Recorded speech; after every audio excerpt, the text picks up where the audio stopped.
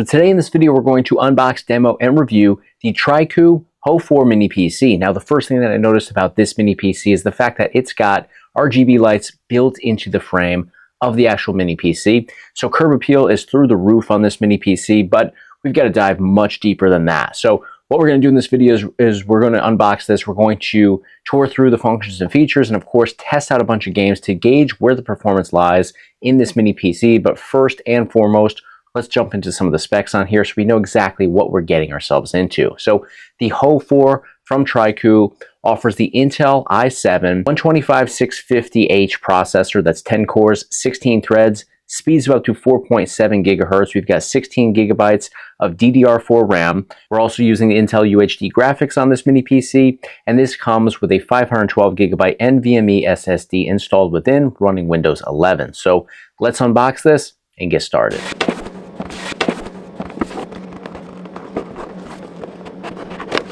So user manual located right on top. Here is our actual mini PC. Decent amount of weight to this. I'm going to set that aside for the time being. Open this up a little bit further. Got good padding in here. And then under here we should have all of our power cables and different attachments. So we've got our mounting bracket located right here.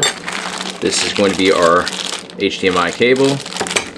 Power supply cable right here, and let's see, oh, everything's included here. I thought this was just a one-part power supply cable, but everything is already attached here. It's not one of those two pieces that you have to connect together, so very nice. Very easy to bring everything together there. Here we just have some thermal tape inside here, and then let's take a look at, mounting screws over here, which is always good. But let's take a look at our user manual. So I just like to always comb through here just to make sure that it outlines everything effectively for us, and it does. It walks through basic operation, it walks through all of our different connections on here as well. Ports, all that good stuff, walks through everything. Precautions, product warranty card, etc., and it's in a bunch of different languages. Awesome. All right, so let's take a look now at the actual mini PC itself. So all metal here, definitely got some weight to it, relatively compact, but let's go ahead and open this up.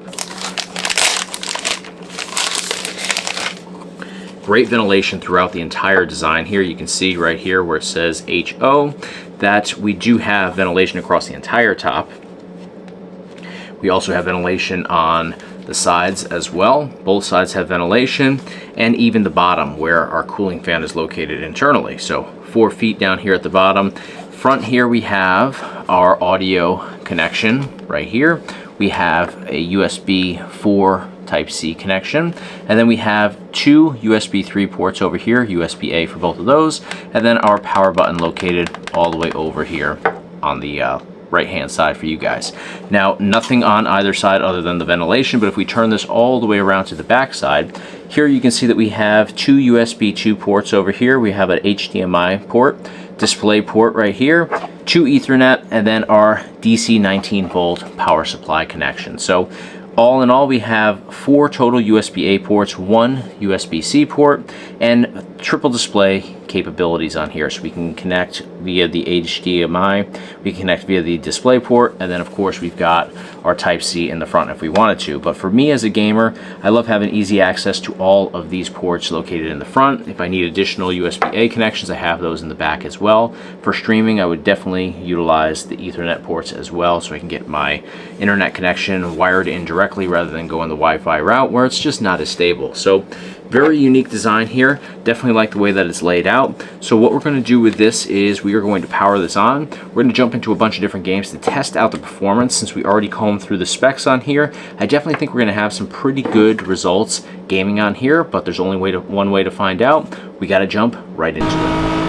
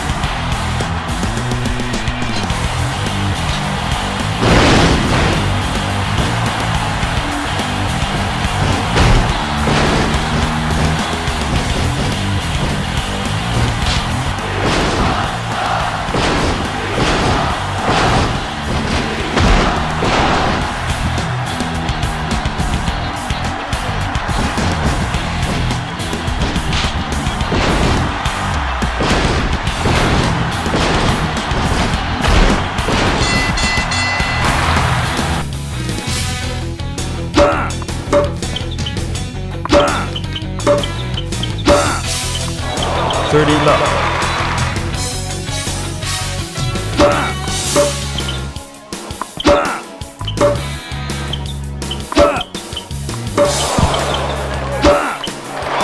Too low.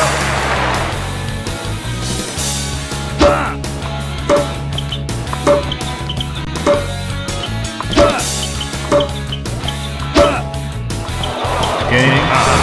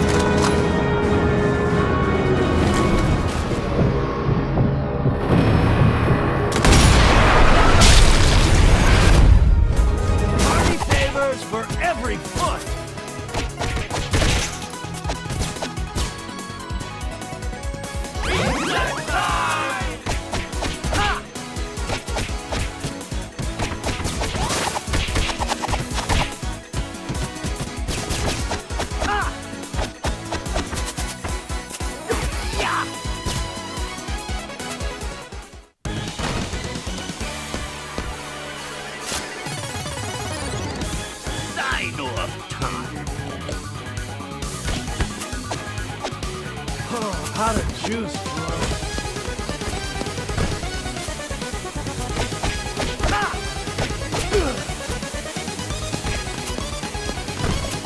Oh, how to juice, bro. That's 10 for style.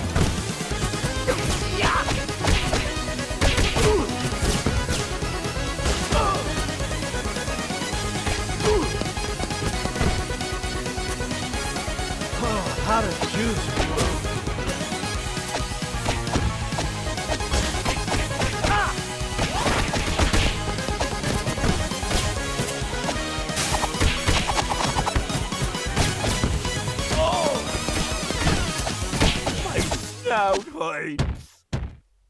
All right, guys, we jumped into the Trycoo HO4 Mini PC today, and I love the layout and design of this. It's made extremely well, all metal, it's not cheap plastic, and it's very durable. In fact, I can attest to this because, unfortunately, I dropped it today. I dropped it from the top of my virtual pinball machine, which is about 3.5, 4 feet tall, and there's not a scratch on here. Booted up perfectly. There's just no issues whatsoever. Whereas a lot of the budget-friendly plastic mini PCs that you see out there on the market today, they may be inexpensive or relatively inexpensive, but if you drop them from 4 feet, you are almost 100% of the time going to have at least some damage to the mini PC, whether it's a scratch, a blemish, or a totally cracked or completely damaged shell. Not the case with this because it is all metal and very durable. I also love the RGB lights that rotate around the outer shell.